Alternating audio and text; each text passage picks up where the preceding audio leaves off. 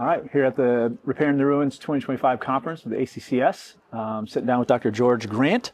So, Dr. George, would you mind give us a little intro yourself? Sure. Well, I am a pastor from Franklin, Tennessee, and founder of a number of schools, including Franklin Classical School, which is about to celebrate 35 years. Oh, wow.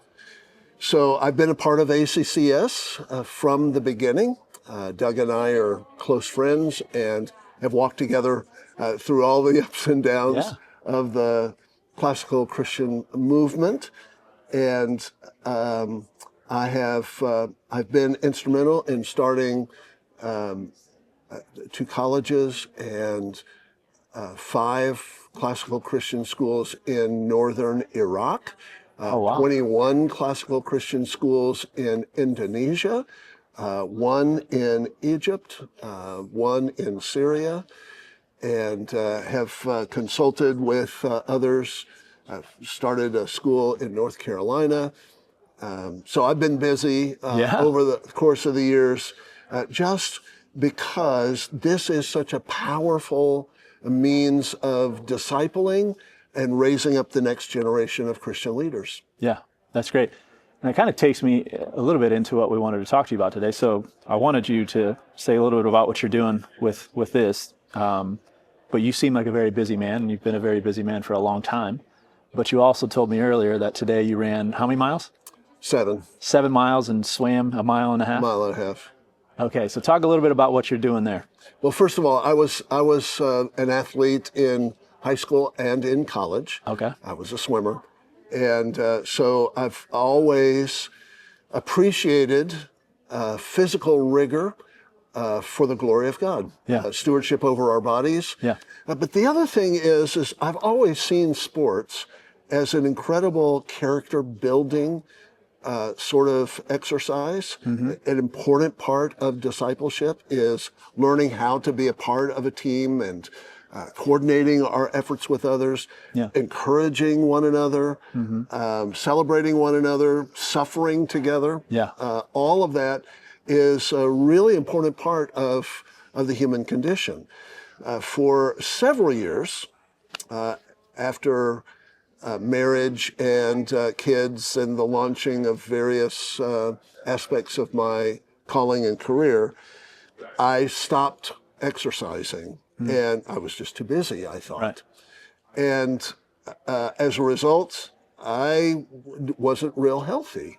I started gaining weight and all of the rest. And I was traveling a great deal, traveling and speaking. I would be in 3 or 4 cities in a week. And I realized if I was ever going to get in shape, all I had to do was throw a pair of tennis shoes into my bag and go out for a run. I'd always hated running. But punishment for an athlete. But I fell in love with it. And then started doing half marathons and then marathons and 5Ks and just fell in love with it. But then I realized that it could be a model for the way that I disciple others, going on walks and runs with guys. And then I started to realize we could use this as a means of fundraising. So what I'm doing right now is I'm doing something I call the uttermost, and just running a crazy number of miles, cycling a crazy number of miles, and swimming a crazy number of miles during the summer as people pledge, to build a scholarship fund. And what that does is, first of all of our team sports at our school, it's a real encouragement to them because the old man is out there, pounding the pavement. But besides that, it becomes a way for me to actually give back, create these scholarships. So it's a really, I think, an important part of what God's called me to. Yeah, that's great. So we have been coming to the ACCS conference for the past 3 years now. This is our 4th conference, I believe. We love everything the ACCS is doing. But what we've seen is that physical education, or if you even refer to it like they do in the liberal arts tradition book, the gymnastics education, we've seen that there's it's lacking or maybe hasn't grown into maturity yet in that particular area. So wanted to get your perspective on that, of how you guys maybe did kind of physical education programs and then went into athletics of the schools and stuff that you started.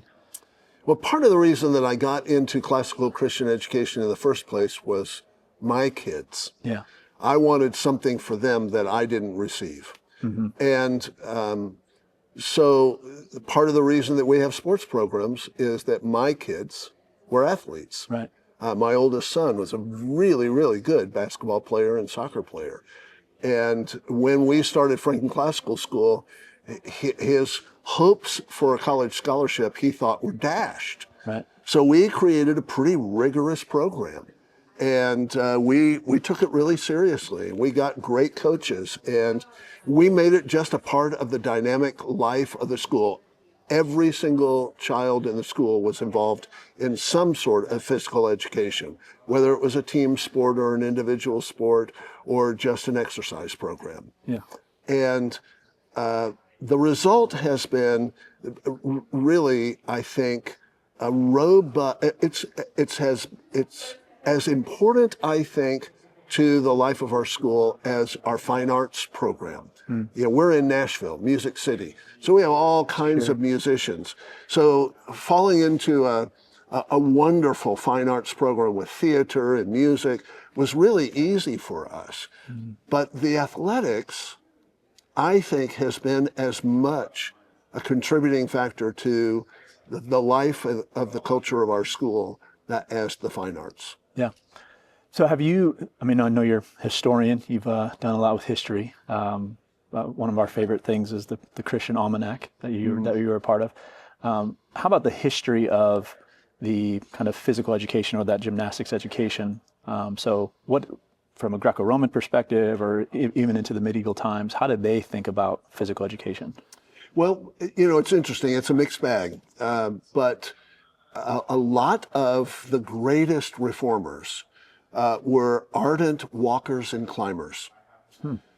So, you know, one of the things, jumping ahead to the modern age, one of the things that Tolkien and Lewis loved to do was they loved to go for what they call rambles.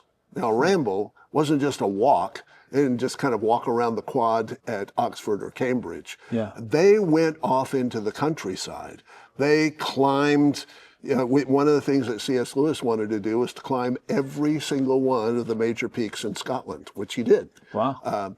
They were ready to get out and exercise. The story of George Whitefield, he kept himself capable of doing what he did in all of his evangelistic travels by making sure that he got at least 2 miles walk in every single morning. Thomas Chalmers, same thing. Always going out and walking early in the morning. It was his time for prayer. So we see the model of stewardship of the body right from the start. The University of Paris, the University of Bologna, which were two among of the earliest universities, did not emphasize bodily exercise, which is a part of the reason why Cambridge and Oxford surpassed them, because Cambridge and Oxford immediately put into place things like rowing and running teams. So you start to see this really dramatic rise of young scholars coming to Cambridge and Oxford because it's a full-orbed life. Yeah, that's great. Yeah, so I mean, most of that is coming from the health perspective of, so Chalmers and C.S. Lewis, they knew that, so they wanted to do that, so they had to maintain health, but it also, God created us as a body, mind and soul, so. And they would take their disciples. Chalmers would often, the story of the St. Andrew's Seven, his 6 disciples that he raised up at St. Andrew's, he required them to go with him for long walks while he was discipling them. And his reasoning was, we need to be able to encourage one another to exercise stewardship over our bodies. Yeah. That's great. That's great. From that book, the Liberal Arts Tradition, they talk about starting early with that gymnastics education of how children need to learn control over their bodies, right? So that later on they become athletes and those type of things. Right. But even early on, Right. having control over their bodies is important, because that's not just going to affect them physically, it's going to affect their emotions, it's going to affect their mind. Right. How have you seen that happen in the schools that you've been part of? Yeah, there are several things that young children desperately need. They need physical play. Mm-hmm. So they need time out running, climbing, jumping, throwing balls, playing tetherball, all of that unstructured time. But they also need structured time. Mm-hmm. So they need to know that there are certain skills that they can develop. And so part of what has to happen is a lot of schools think that recess is enough. Yeah. Well, recess is really important, especially if you get outside and get the kids moving. But you need structure as well. Yeah. And so one of the things that we put into place is we have physical education. And we do physical training that will focus primarily on coordination and endurance. Yeah, that's great. So, yeah, Jarek here that's doing the filming, he's our PE teacher at the school. And we talked to Dr. Jernan last year about trying to do one of the breakout sessions on physical education this year. So we didn't get an opportunity to do that this year, but we're going to be putting in the put in. Yeah, we're going to try to do it next year too. That'd be great. And we'll have another year to establish what we're doing. But what he does is, people are used to coming into the gym and they're playing dodgeball and kickball and stuff like that. And there'll be some of that, but he's also training them how to move their bodies well. That's so good. Because we see that as part of, they should be learning that early so that they know those things. And as they're growing up, they're going to know how to move their bodies well and have control over their bodies. Amen. Yeah, that's good. Well, Dr. Grant, we're appreciative of everything you do. Thanks for your time. Bless you. All righty.